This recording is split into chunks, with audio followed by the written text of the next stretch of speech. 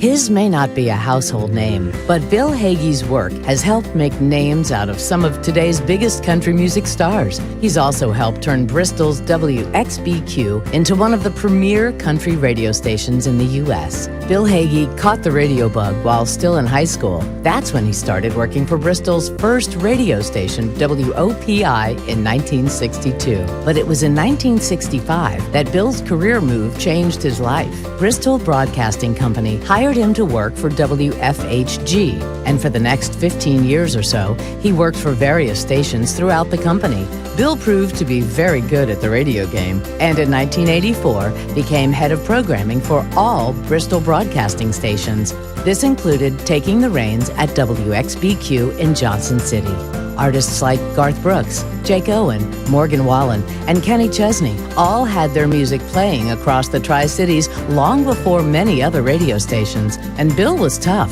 If he didn't think the song was going to be a hit, his stations wouldn't play it, no matter who came knocking on his door. Tim Dubois of Arista recalls the time Bill wouldn't play Alan Jackson's Here in the Real World when it first came out. So back in 1990, we put out Alan Jackson's second single at Arista, and one guy in Johnson City, Tennessee, who was not playing the record. I made the long trip to Johnson City, Tennessee, and for the first time met Bill Hagy. Well, Bill's only real complaint about the record was the fact that it was a ballad. So I offered him a dance remix. I offered to speed it up a little bit, and he assured me that he would think about it.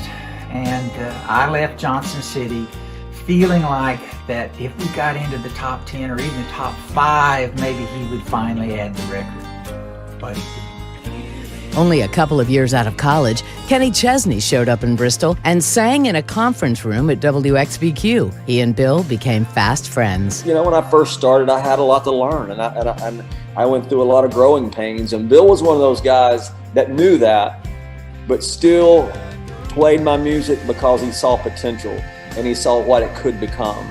And not everybody's like that, but you know, I keep going back to Bill. You know, music and programming music, you know, some programmers do it very methodically. You know, I've always felt like that Bill truly loved the music and he did it from his heart.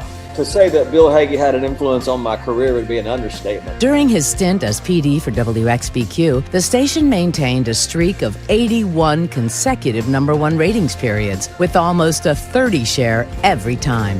In 2015, Bill retired, 50 years to the day after he was hired by the Bristol Broadcasting Company. Even in retirement, Hagy continues to serve as a programming consultant, where his influence continues to lead WXBQ to market success and national prominence.